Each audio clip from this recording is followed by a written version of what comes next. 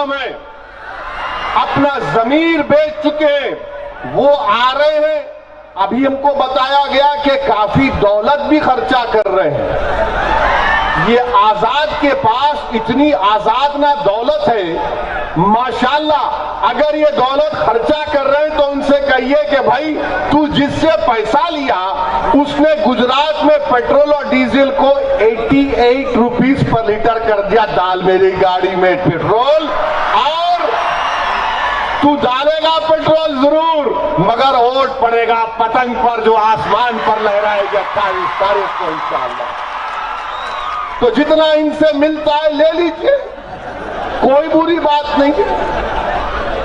गारत का गड़ा है, उनका भरता नहीं है, उनको मिल रहा है, खूब मिल रहा है। अरे रुक जाइए भाई, ओ भाई बैठ जाओ, हाथ क्यों पकड़े, बैठ। ये तुम लोग ऐसा गड़बड़ कर रहे कि अभी खत्म करना है। अब बैठो, अभी कल से day and night test match हो रहा, अपना तो अभी शुरू हुआ यार। अभी तो बैटिंग होगी ना, दबा के बैटिंग होगी, और आप 28 को विकेट निकाल लेंगे इंशाअल्लाह। क्लीन बोल्ड, पूरे के पूरे क्लीन बोल्ड, कोई डीआरएस नहीं, कुछ नहीं, खाली बॉल पड़ेगा आपकी यहां से, डंडी गई, विकेट गए, पूरे गए। इलेक्शन में डंडी जाएगी, ऐसा कुछ नहीं, गलत नहीं समझना। अच्छा, मैं आपको ये बता रहा था कि यहां के जो मसाइल हैं कि शहर के मगरबी इलाका और मशरकी इलाके में, शहर में 20 से ज्यादा सेकेंडरी स्कूल हैं, जिसमें से 3 सिर्फ मुस्लिम अक़लियत इलाकों में है। गोधरा शहर में 7 और पंचमहल जिले में कुल 10 उर्दू प्राइमरी स्कूल, लेकिन एक भी सेकेंडरी स्कूल नहीं। 8वीं जमात पास करने के बाद जो मुस्लिम लड़कियां उर्दू पढ़ती हैं, स्कूल छोड़ देती हैं, और इनका ड्रॉप आउट रेट 80% से ज्यादा है। तो ये क्या है? नो सबका साथ, नो सबका विश्वास, नो सबका विकास। और फिर मोदी जी क्या बोलते? बेटी बचाओ देश बचाओ। बोलते नहीं बोलते? भाइयों बहनों, देश बचाओ, बेटी बचाओ। ये कैसा बचाएंगे बेटी को? अगर आप गोधरा शहर में उर्दू के लिए 8th क्लास के बाद मिस्टर मोदी कोई स्कूल ही नहीं है, बेटी कैसा बचेगी? बेटी पढ़ेगी ना, बेटी काबिल बनेगी, बेटी डॉक्टर बने, बेटी कलेक्टर बने, बेटी इंजीनियर बने, बेटी साइंटिस्ट बने, तो ही तो कुछ देश का कुछ होगा। मगर यहां पर ऐसा है कि आंख की कमजोरी इतनी है कि एक ही इलाका नजर आता, दूसरा देखता ही नहीं है। तो इन लोगों को आंख का नंबर जांच करवाना चाहिए, शायद आंखों में मोतिया आ चुका। ज्यादा शुगर हो जाती ना, शक्कर खाते तो मोतिया पैदा हो जाता है इन लोगों को। खूब खाए शक्कर। अब इंशाअल्लाह ताला हम इनको क्या बोलते, शक्कर की दवा को इंजेक्शन देंगे उसका इंशाअल्लाह। अच्छा, 2017 में नगर पालिका बजट में अस्पताल शुरू करने के लिए 65 लाख की ग्रांट मंजूर हुई, एक भी पैसा खर्चा नहीं हुआ। तो मोदी जी से पूछेंगे तो मोदी जी बोलेंगे, भाइयों बहनों, 15 लाख आपको देने का वादा किया था, तुम कहां 65 लाख की बात कर रहे हैं? ये विकास। फिर मुस्लिम इलाकों में स्ट्रीट लाइट नहीं है, अंधेरा है, लाइट लगती नहीं है, कोई रोशनी नहीं है। अब आपको रोशन करना है। 28 तारीख को आप मजलिस के 8 कैंडिडेट को कामयाब करिए, इंशाअल्लाह ताला ये पूरे 8 इलाकों छकाछक चमन चमक चमकेंगे एकदम, क्योंकि हम ये अंधेरा कर रहे हैं। फिर ये अहम मसला है 2002 के बदतरीन फसादात के बाद, जिसको मैं जेनोसाइड कहता हूं। गुजरात में गोधरा में कोई कर्फ्यू व फसाद नहीं हुआ, तो फिर डिस्टर्ब एरिया क्यों लगाते आप? ये डिस्टर्ब एरिया एक्ट तो भारत के संविधान के खिलाफ है। ये डिस्टर्ब एरिया एक्ट का जो अमेंडमेंट है वो इतना खराब अमेंडमेंट है कि साउथ अफ्रीका में जब व्हाइट सफेद फार्म लोगों की हुकूमत थी, जब तक वहां पर उनकी हुकूमत थी, नेल्सन मंडेला की रिहाई के बाद हालात बदल गए, मगर उससे पहले तक एफडब्ल्यू डी क्लर्क तक वहां पर भी इस तरह का कानून था। डिस्टर्ब एरिया एक्ट के नाम पर वहां पर भी एक कानून था और वहां पर ब्लैक अफ्रीकन लोगों के उन इलाकों को बंटुस्तान कहते थे। बंटुस्तान। मोदी जी क्या आप यह बंटुस्तान करना चाहते हैं?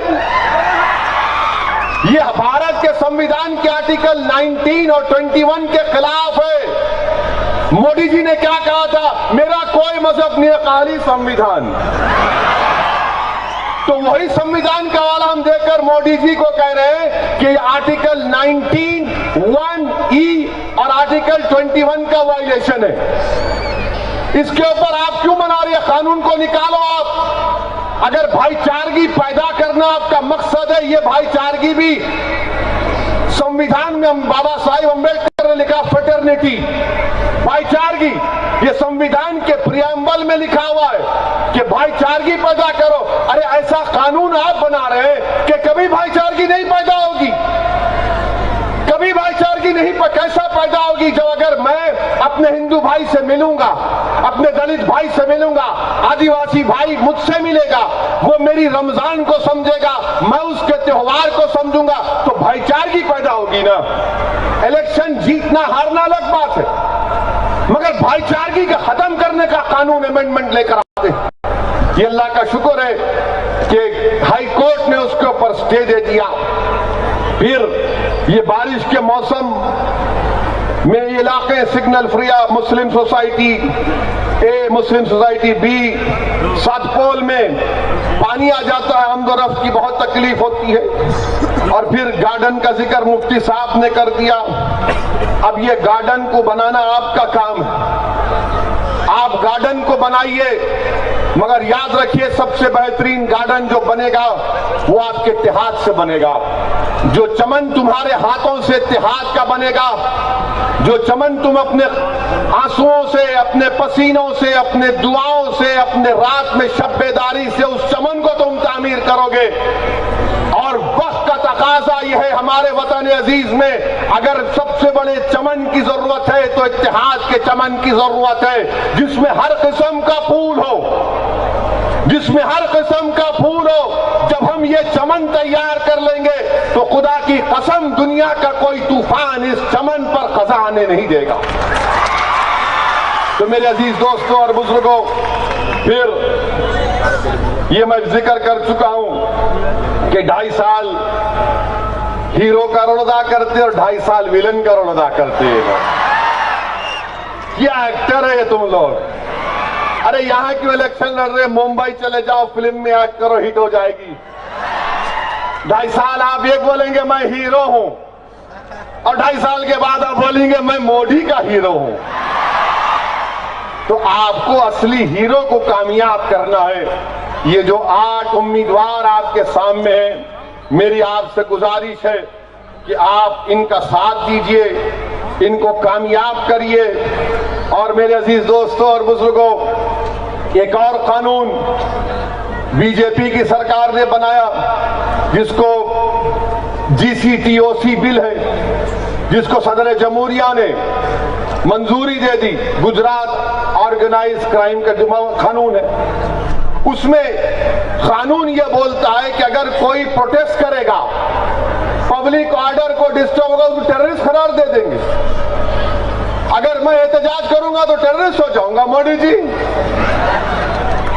तो मोदी जी ने कहा कि आंदोलन जीवी। मैंने पार्लियामेंट में खड़े होकर कहा मैं हूं आंदोलन जीवी, क्या करेंगे? मोदी जी ने हिंदी का लफ्ज उठाकर कहा कि आंदोलन जीवी, और वो क्या कहा? ये पैरासाइट। आप सोचिए, देश के वजीर आजम है और जो उनके खिलाफ आवाज उठाता है, जो कहता है कि नरेंद्र मोदी की हुकूमत किसान के खिलाफ है, आंदोलन जीवी। जो कहेगा कि CAA का कानून संविधान के खिलाफ है, आंदोलन जीवी। जो कहेगा कि 15 लाख नहीं मिले, आंदोलन जीवी। जो कहेगा कि पेट्रोल और डीजल 88 रुपीस हो गया, आंदोलन जीवी। जो कहेगा कि Modi ji disturb areas act article 1921 का वायलेशन है, आंदोलन जीवी। यानी मोदी के खिलाफ वो आंदोलन जीवी है। अगर यही है तो फिर इंशाअल्लाह ताला हम जब तक जिंदा रहेंगे आंदोलन जीवी बनकर रहेंगे। इसमें हमको कोई मायूब बात नहीं। इसलिए मायूब बात नहीं है क्योंकि देश को आजादी मिली, कैसे मिली? देश को आजादी तालियां बजाने से नहीं मिली। देश को आजादी सिर्फ हुक्मरानों के जिंदाबाद के नारों से नहीं मिली। देश को आजादी मिली तो सन 57 की जंग आजादी में हमारे उलमाओं ने अंग्रेजों के खिलाफ, सुनो आरएसएस वालों, तुम तो नहीं थे जब, देश की आजादी सन 57 की जंग आजादी, हमारे उलमाओं ने अंग्रेजों के खिलाफ, ये जो मदरसे तुम्हारी आंखों में चुभते हैं, उन्हीं मदरसों के उलमाओं ने, मुफ्तियों ने, मुहद्दिसों ने जिहाद का फतवा दिया और भारत के मुसलमानों से कहा कि उठो मुसलमानों, अंग्रेजों के खिलाफ जिहाद करो और अंग्रेजों को इस देश से भगाओ। लाखों की तादाद में मुसलमान उलमाओं को कत्ल कर दिया गया, पेड़ों पर उनकी लाशों को लटकाया गया, मगर हमने कभी भी इस देश की एक इंच जमीन का सौदा नहीं किया। ये हमारी वफादारियों की निशानियां हैं। मेरे अजीज दोस्तों और बुजुर्गों, देश को आजादी मिली गांधी के एहतजाज से, non cooperation movement, quit India movement, ये तमाम सत्याग्रहों से तो देश को आजादी मिली। और भारत के संविधान में प्रोटेस्ट, एहतजाज एक फंडामेंटल राइट है। मेरे को समझ में नहीं आता कि भारत के प्रधानमंत्री जब लोग रोड पर निकलते हैं तो परेशान और डरते क्यों हैं? पार्लियामेंट में फार्म बिल का कानून पास हुआ, जब किसान लाखों की तादाद में रोड पर निकल गया तो प्रधानमंत्री कहते हैं चलो मैं 18 महीने तक कानून का मनसूख करता हूं। मोदी जी आप लाए क्यों कानून को? तो मालूम हुआ कि मोदी जी जब देखते हैं लोग निकल गए हजारों की तादाद में, उनको समझ में नहीं आता क्या करें। मेरे अजीज दोस्तों और बुजुर्गों, ये हालात हैं। और आप जानते हैं मेरे अजीज दोस्तों और बुजुर्गों कि पार्लियामेंट में ट्रिपल तलाक का कानून लाया गया। हमारी मां और बहनें बड़ी तादाद में आज के जलसे में तशरीफ फरमाए। हम बार बार ये कह रहे हैं, जरा समझिए, तवज्जो चाहूंगा, शायर बोलता ना तवज्जो, तवज्जो सुनिए। हम ये बोल रहे थे कि ट्रिपल तलाक का कानून मैं आज भी मानता हूं, उसकी जरूरत नहीं है, इसकी जरूरत ही नहीं है। अच्छा, यह कानून कैसा बनाए? वो कानून ऐसा बनाए कि अगर कोई बेवकूफ किस्म का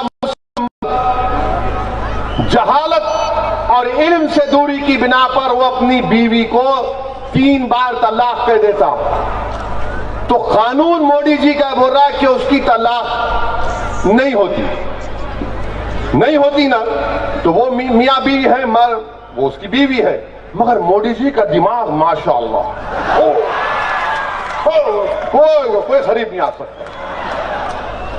मोदी जी ने कहा कि नहीं, तू बोलेगा तब भी तेरी तलाक नहीं हुई, तू शादीशुदा है। अच्छा मान लिए, चलो शादीशुदा है। फिर मोदी जी बोलते नहीं, उसको सजा दिलाऊंगा मैं 3 साल की। मैं गुनाह तो करना ना कुछ, मैं गुनाह ही नहीं किया तो सजा किस बात की? तो बीजेपी वाले बोलते तू मुस्लिम औरत के खिलाफ। मिला, अब हमारी औरत से आपको इतना फिक्र कैसे हो गई? बोले नहीं, तुम क्या बोलते मिसोजिनिस्ट हो, तुम उसके खिलाफ हो। अरे मैं बोला भाई साहब, कानून नहीं किया तो क्या? अच्छा, कानून में और एक बात हम बताए कि अगर कोर्ट उसको 3 साल सजा दे दिया, उस दीवाने को, पागल को, गुनाह है, उलमाओं ने फरमाया। वो 3 साल की सजा उसको मिल गई, जेल चला गया, साबरमती जेल चला गया समझिए। तो 3 साल की सजा के बाद जब वो माने 3 साल तक जब जेल में रहेगा तो दोनों मियां बीवी रहेंगे। वो बीवी क्यों इंतजार करेगी कि मेरा पिया निकलेगा? वो रोज चांद को देखेगी, हाय हाय। खाना पकाएगी तो बोलेगी हाय हाय, याद आ रहा। माने 3 साल वो इंतजार करे, और जब वो साबरमती जेल से वो दीवाना निकलेगा तो बीवी का काम यह होगा कि बैंड बाजे के साथ फूल माला लेकर कहे कि बहाओ फूल बरसाओ, मेरा महबूब 3 साल के बाद आया। वाह मोदी जी वाह। हम क्या बोले कि भारत में ऐसे कई लोग हैं जो बीवी रखते हैं मगर उनके साथ नहीं रहते। उसको इंग्लिश में बोलते हैं अबैंडनमेंट। तो अब क्या होगा इस कानून से? वो मुसलमान, उसको अगर शरीयत का लिहाज होता तो ट्रिपल तलाक बोलेगा नहीं। अब उसको मालूम होगा वाला मैं तेरे को बोला नहीं, तू निकल घर से, तू निकल घर से, निकाल देगा।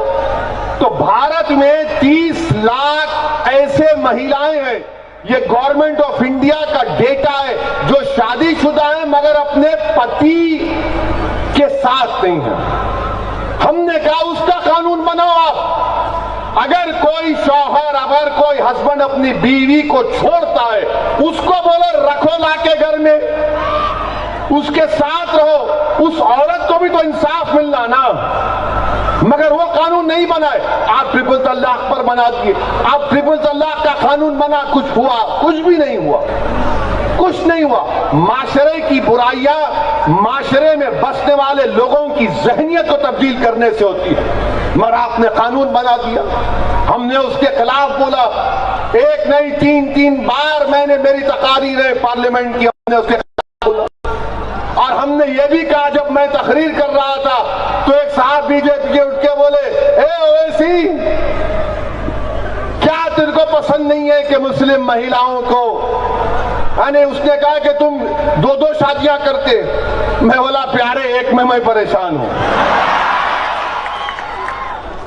हमको मालूम जिम्मेदारी का लिहाज मिला है। आप पलटा के पूछा,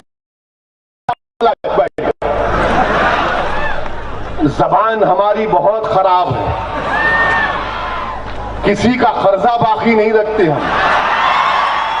बोलेंगे जवाब आएगा। तुम एक बोलोगे, मैं 1.25 शेर बोलूंगा। इसीलिए हम कहते हैं कि ये मामला ऐसा चल रहा है। मेरे अजीज दोस्तों और बुजुर्गों, फिर आपने CAA का कानून बनाया। अब आप बताइए कि CAA का कानून मजहब की बुनियाद पर बना दिया गया। हम ये कह रहे हैं कि अफगानिस्तान से अगर कोई हिंदू या सिख आता है, बराबर उसको दो आप। पाकिस्तान से कोई हिंदू सिख आता है, बराबर दो उसको आप। नेपाल से आता है, दो आप, मगर मजहब की बुनियाद पर नहीं। क्योंकि इस अंबेडकर के बनाए हुए संविधान में राइट टू इक्वालिटी है, सब बराबर है, कोई अलग नहीं है, सब बराबर है, इक्वल है, बराबर है। उसके खिलाफ जाता है, नहीं नहीं नहीं आप उनके खिलाफ है। हम किसके भी खिलाफ नहीं है, मगर संविधान के खिलाफ आप काम नहीं कर सकते। पूरे भारत के पार्लियामेंट में हमने दलाइल के साथ मजलिस इत्तेहादुल मुस्लिमीन ने अपनी बात को रखा, और मैंने अपनी तकरीर में अपने अख्तिताम से पहले मैंने कहा कि जनाब स्पीकर साहब, महात्मा गांधी ने सफेद फार्म हुकूमत के गलत कानून के खिलाफ गांधी ने उस कानून को फाड़ा था। मैं भी आज पार्लियामेंट में इस कानून को फाड़ता हूं और इसको हम रिजेक्ट करते हैं। अब ये जो कांग्रेस पार्टी के लोग हैं वो मेरे को बोले क्यों फाड़े, फाड़ने की जरूरत क्या थी?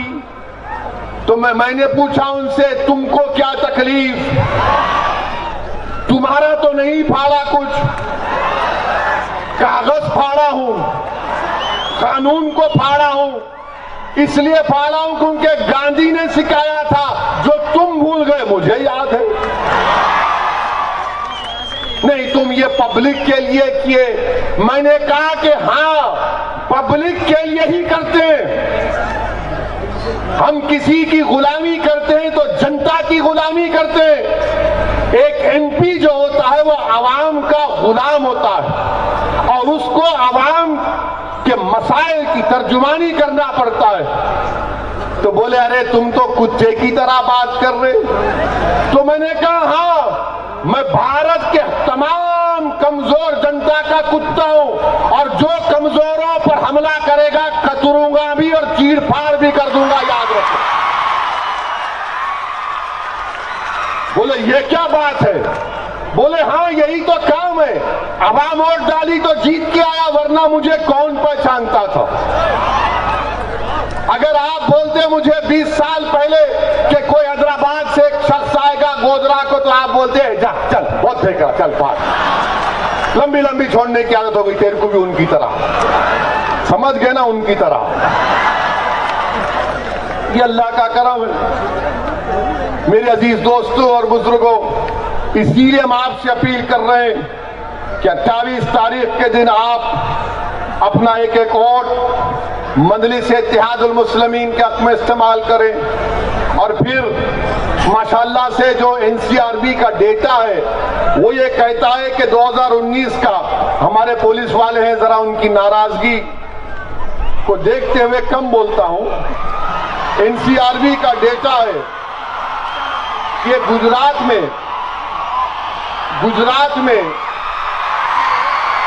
क्या होगा, अभी टाइम है 15 मिनट। गुजरात में कस्टोडियल डेथ जो होती है दूसरा नंबर का स्टेट है, एनसीआरबी का डेटा है। अब आप बताइए क्या हालात है, इसका जिम्मेदार कौन है? तो मेरे अजीज दोस्तों और बुजुर्गों, हमको बार बार हर जलसे के बाद, हर तकरीर के बाद मुझे मेरे व्हाट्सएप पर धमकी आमेज व्हाट्सएप भिजाते, ये नाथूराम गोडसे की नाजायज औलाद है, इनको ना अपने डैडी का पता है ना मम्मी का पता। तो अब ये तकरीर हो गई, शुरू कर देते। मैं उनसे बार बार कहता हूं कि भाई साहब, मैं इस दुनिया में आया हूं तो एक दिन जाऊंगा इंशाअल्लाह, कोई नहीं बचेगा। अलेक्जेंडर जब दुनिया से गया तो उसने वसीयत की थी कि जब मैं दुनिया, ग्रेट अलेक्जेंडर, कि जब मैं दुनिया से जाऊंगा तो मेरे दोनों हाथों को खुला रखना। लोगों ने पूछा क्यों? तो उसने कहा मैं अलेक्जेंडर द ग्रेट हूं, मैंने आधी दुनिया को फतह किया, मैं दुनिया को बताना चाह रहा हूं कि जब दुनिया से जा रहा हूं तो मेरे हाथ खाली हैं। हम भी जाएंगे, कौन उसमें बड़ी बात है? जाएंगे आप और हम जाएंगे ना। ये दुनिया तो एक मुसाफिर है, आप और हम और आप तो मुसाफिर हैं। कि रहमतुल्लाह अलमीन सल्लल्लाहु अलैहि वसल्लम ने फरमाया कि ऐसा मुसाफिर जो थक कर एक पेड़ के नीचे बैठा है, वो जो दुनिया है वो तो बाकी रहने वाली दुनिया है। तो इस दुनिया से जाना है, इसीलिए अल्हम्दुलिल्लाह मेरे पास कोई सिक्योरिटी नहीं लेता हूं मैं, कोई नहीं। और अगर कोई सुन रहा है उसको अगर ये शौक है कि इसको कुछ करना है तो प्यारे हाजिर हूं,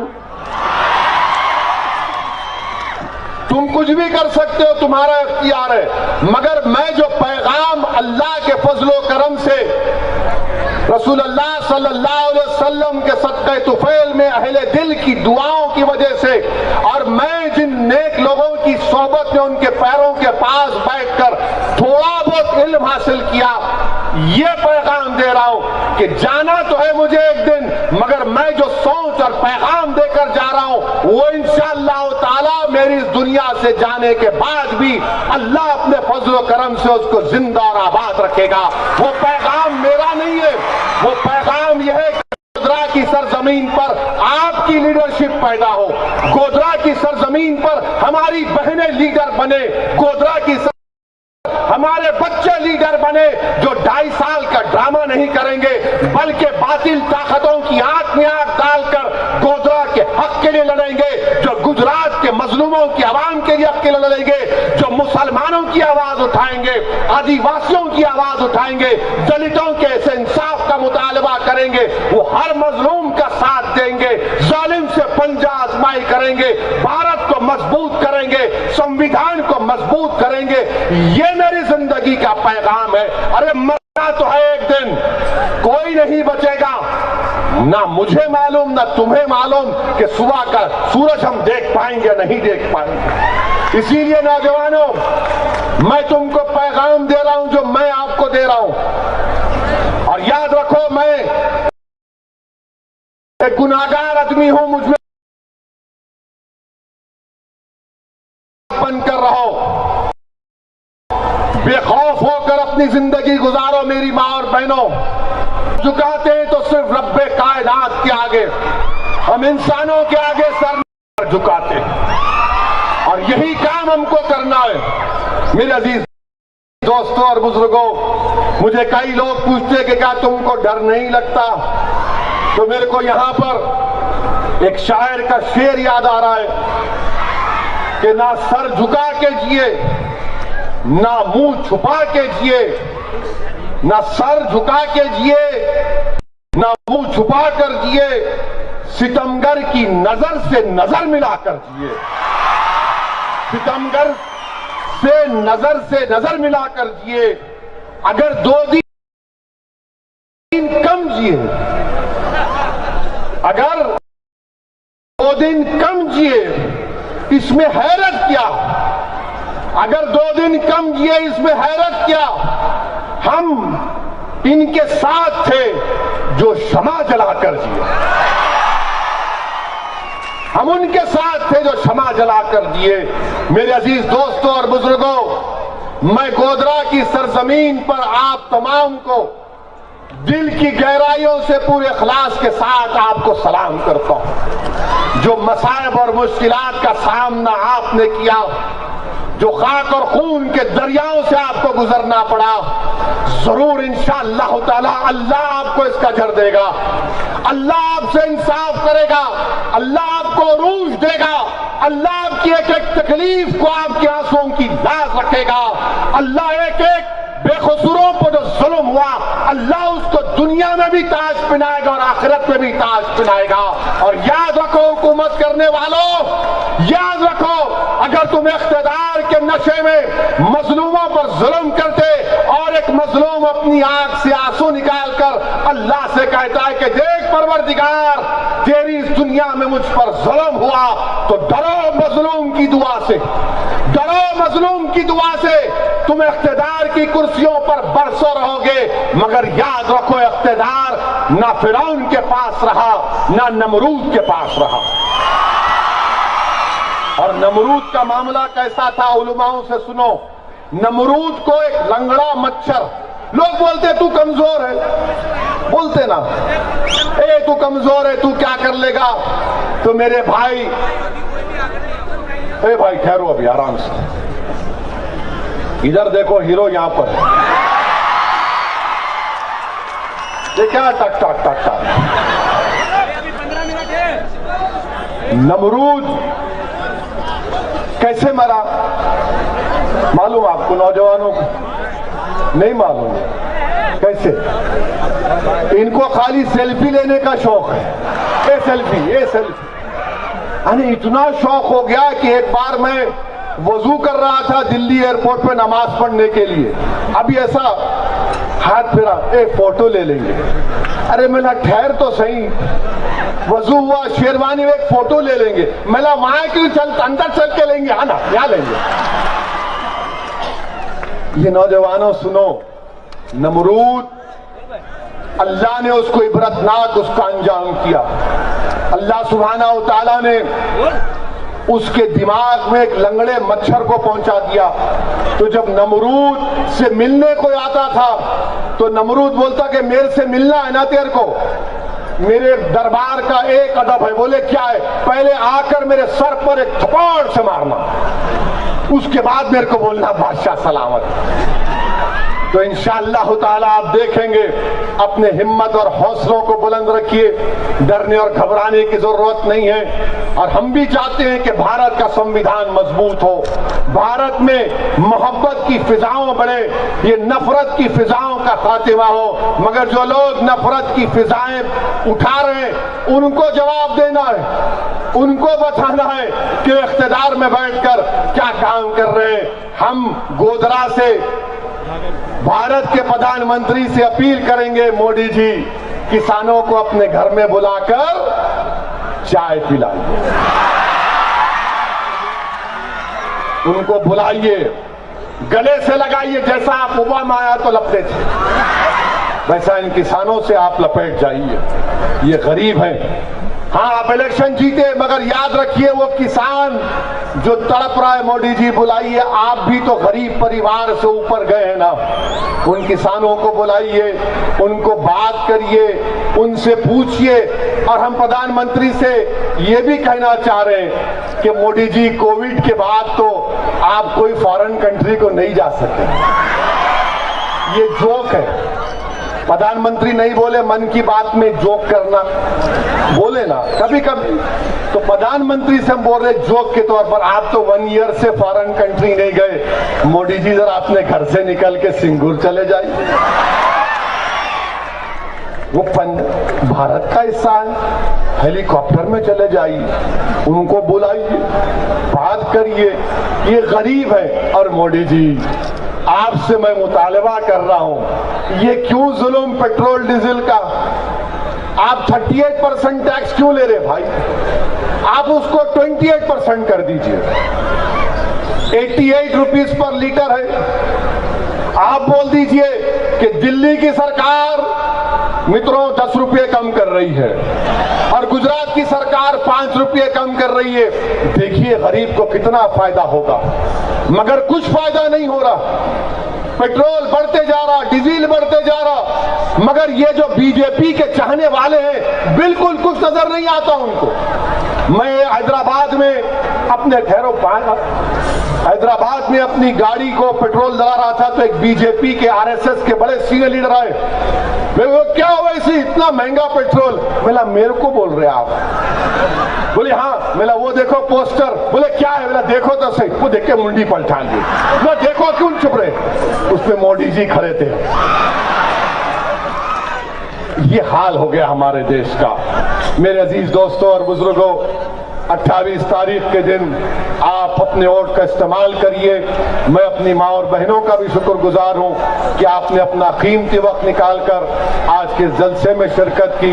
इंशाअल्लाह ताला अब गुजरात आए हैं, अब गुजरात के हर जिले में, हर शहर में जाकर मजलिस को मजबूत करेंगे। आप तमाम से गुजारिश है कि पतंग को